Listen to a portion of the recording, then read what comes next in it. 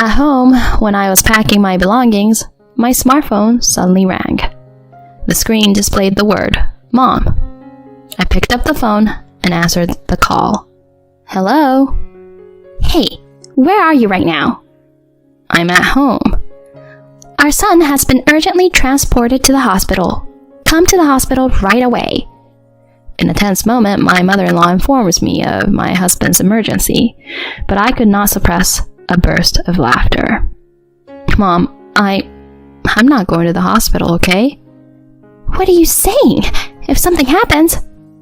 I don't care about if something happens, because my feelings have been decided for a long time. My name is Ashley Miller, and I'm 29 years old. I'm a very ordinary company employee working for a major beverage manufacturer. My husband, Travis, and I have been married for over 2 years.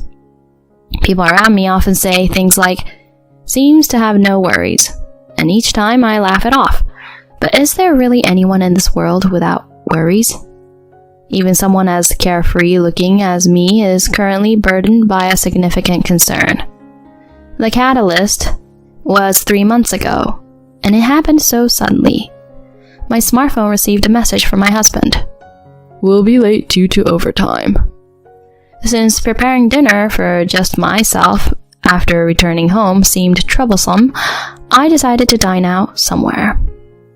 I headed to a restaurant that had caught my interest 3 stops before the nearest station. Despite being tired from work, it being the weekend made my steps light. This restaurant had received high ratings, and I had wanted to try it for a while. If the food is good, I thought I'd bring Travis next time. Replying on the smartphone map, I arrived at the restaurant. The storefront was illuminated, and though small in size, it exuded a certain presence. Just as I put my hand on the entrance door, a cruel sight came into my eyes. What? Why? In the back seat, there was my husband. Across from him sat an unfamiliar woman with long hair. Without hesitation, I let go of the doorknob and desperately tried to control my trembling body. What am I looking at now? I couldn't believe my eyes. What does that mean? Travis said he has overtime today. Who's the woman with him? What's their relationship?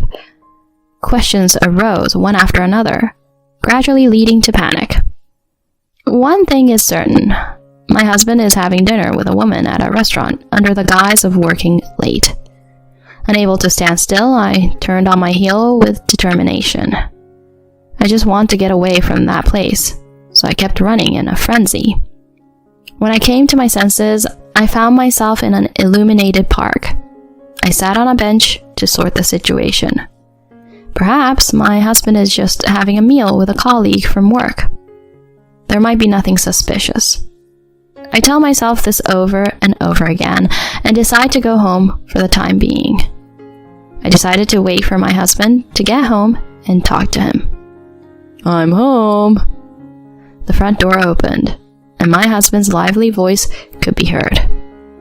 Checking the time, it was already past 11 p.m. I couldn't shake off the discomfort, thinking about him being alone with another woman until this late hour. For now, I pretended not to know anything and brought up the conversation. Hey, Travis. So, today, did you eat somewhere? Somewhere, I bought dinner at a convenience store and had it at the office. While working? Of course. I didn't have the luxury to sit down in a restaurant. I was too busy. You were that busy? So going out to eat with a colleague from work? Oh, no. I was invited for a drink by a colleague who stayed late, but I said, my wife is waiting, and came straight home. Travis talks as if he were proudly describing himself as a good husband. I could only put on a fake smile because I knew it was all a lie. Maybe I should have confronted him more firmly at that moment. But without clear evidence, claiming cheating would put me at a disadvantage. If he's really cheating, I'll have to gather solid proof before discussing it with him. It's not the right time for that, I convinced myself. From that day on, I began to investigate my husband's movements. I started noticing several suspicious behaviors that I hadn't paid attention to before. He always carries his smartphone with him, never leaving it behind. Late at night, he quietly leaves the bedroom and doesn't return for about an hour. And the frequency of overtime has noticeably increased compared to before. Overtime work, which used to be at most a few times a week, occurs now almost daily. Business trips, which used to occur once every few months at most, have increased every month in the past 6 months. With the unmistakable oddities in my husband's behavior, I became convinced. He is indeed cheating. And the other woman is the one with the long hair I saw that time. From then on, things progressed quickly. Since my working hours end an hour earlier than my husband's, on days when I received a notice about overtime, I started waiting for him at a cafe where I could see his office. When he came out, I followed him and, as expected, found him meeting his affair partner in an alley. It was a woman I saw at that restaurant. The two of them boldly embraced, exchanging kisses a few times. I recorded that moment on my smartphone, enduring the nausea. Afterward, they hailed a taxi and disappeared somewhere. Since further tailing them was difficult, I abandoned the pursuit there. Back home, I checked the video, but due to the darkness, it wasn't very clear. I don't know if this is enough evidence. So I decided to take the bold step of hiring a private investigator. While searching for a reputable detective agency on my computer, my smartphone rang. When I realize it's my mother-in-law calling, my brow furrows involuntarily. Letting out a deep sigh, I switched my mindset and answered the phone. Hello? Ah, Ashley, it's me. What were you doing just now? Huh? Right now? Well, I was doing some research on the computer. Huh. You answered the phone earlier than usual, so I figured it must be something like that. If you were cooking or doing laundry, you'd have taken longer to answer, right? Even if you're doing housework or not, it should be the same as long as you have your smartphone with you. I couldn't quite understand my mother-in-law's reasoning, but without delving into it, I continued the conversation. So Mom, what's the matter today? It's not what's the matter. You know what it is. When are you going to quit your job? If it's about that, as I always say, I don't have plans to quit my job anytime soon. Huh? Are you still saying that? You're part of the Miller family, you know? Instead of working, hurry up and focus on the household. But considering the future, I think it's better for me to work and save money. Travis is earning, so there shouldn't be any problem, right? You always make excuses. You're not cute as a daughter-in-law, you know? In my usual habit, I involuntarily mutter an apology. I'm fed up with myself like that. Is it a story from some bygone era that women quit their jobs and enter the home just because they got married? To put it plainly, I actually earn more than my husband. My mother-in-law is still unaware of this fact, and she mistakenly believes I'm just a daughter-in-law who continues to work without contributing significantly. It's fine that her son is dear to her, but it's going too far. The calls from my mother-in-law are increasing day by day. What started as once a month is now every 2 days. Every time, I'm told to quit my job and focus on the family, and it's wearing me out. Even consulting with my husband hasn't led to a solution. I've asked him many times to talk to his mother, but he hasn't done anything. Instead, my husband laughed and said, "But isn't what Mom says true?" Travis, do you also think I should quit my job? It's not that, but it's normal, right? A woman is better off being at home, isn't she? But if I do that, our life will... Huh? Are you implying my earnings are not enough? No, it's not like that. So that's what you mean, right? Whether you're looking down on me or not, making such comments, is a turnoff. I'm sorry. Since then, I feel like I might step on his landmine again, so I can't bring up this kind of conversation. Perhaps, no matter how carefully I choose my words, he will interpret them sarcastically.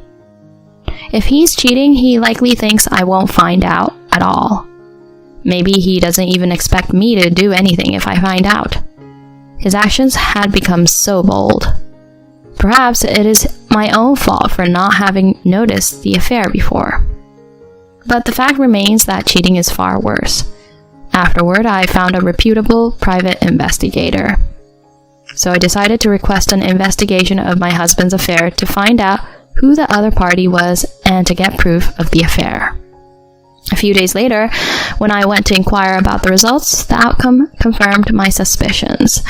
The person involved in the affair was a woman named Rachel Silva, a colleague at the same company as my husband. I was thinking that I would like to have more evidence when my husband made the following comment. Next weekend, I have a business trip. Business trip? Where to? Chicago. I'll buy souvenirs, so look forward to it. Got it. I'm looking forward to it. I don't know if he's really going on a business trip or if he's going out with his affair partner. Anyway, I decided to inform the investigator at the private detective agency about this fact and request an investigation. While he's away on the business trip, I decided to visit my parents' house. A week later, my phone suddenly rang in the morning. The screen displayed, "Message from Mom." While thinking that this might be the last time I talked to her, I tapped the call button. Hello? Hey, where are you right now? My mother-in-law inquires about my whereabouts with a sense of urgency. I knew that this was not a normal situation, but I responded calmly. Now? I'm at home. Home? Then pack your bags right away. Huh? What do you mean? Travis has been rushed to the hospital. Come to the hospital immediately. Rushed to the hospital? Why do you, Mom, know about it? We got a call. He told the ambulance crew to call me, not his wife, you. My mother-in-law explains this to me with a somewhat triumphant tone. Perhaps my husband asked his mother to contact me, fearing that his affair would be exposed. Unaware of this, my mother-in-law yelled at me. Are you listening? Travis had an accident. He's conscious, but he can't move his body. No, really? Oh, really? Is that all you can say? Anyway, come to the hospital right away. Here's the location. The hospital's address and phone number are provided through the phone.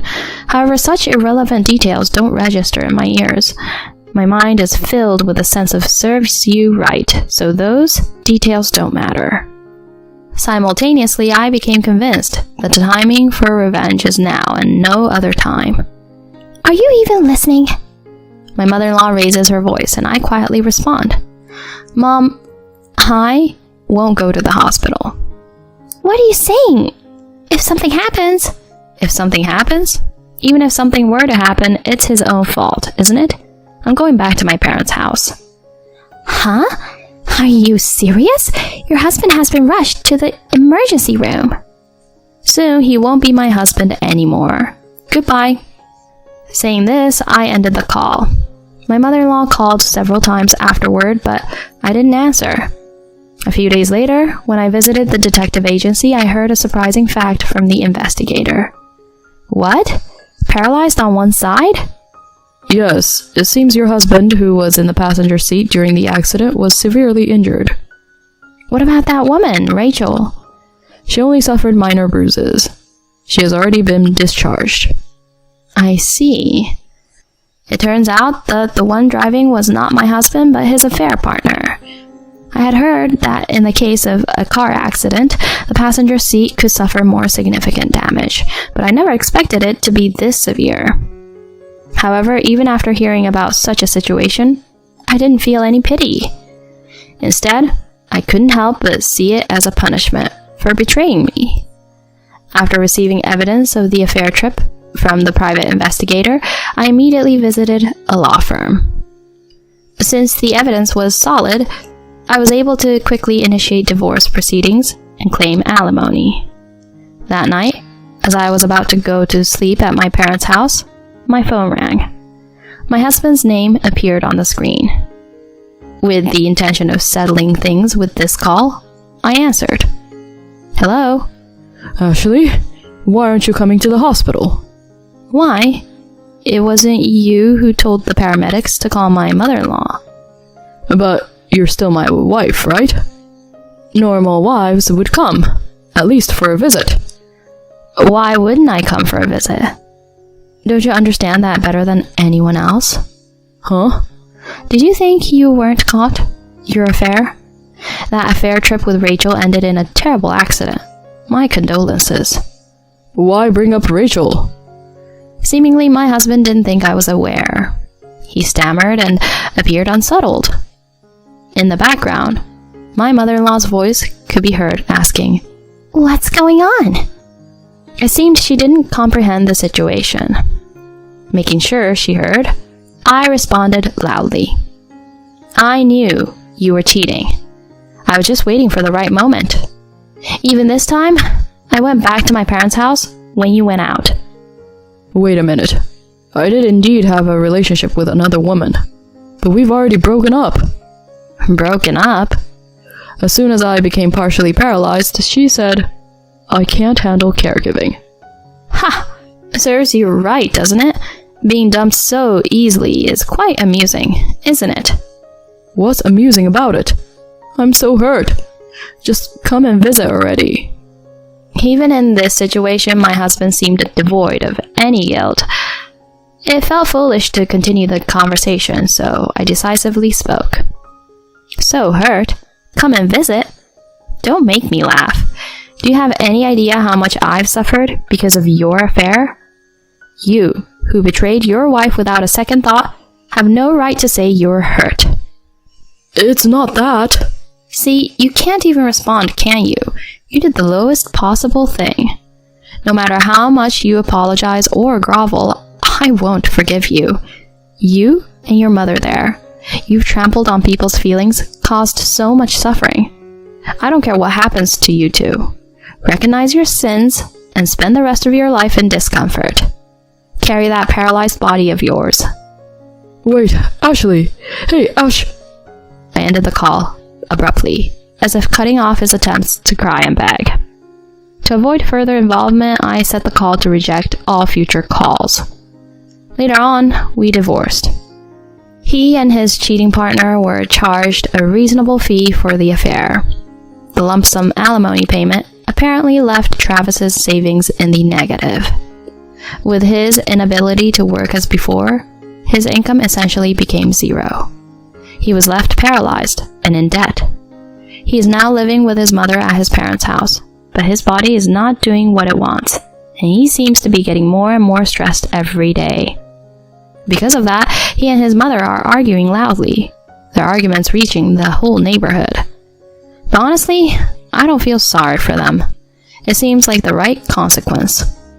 At best, I hope he suffers and atone for his sins. I, on the other hand, live peacefully at home with my parents. I talked to my job about it and asked to move closer to home. After dealing with a lot, I want to be a bit kinder to myself. If I get the chance to meet someone nice, I'll take my time and build a good relationship.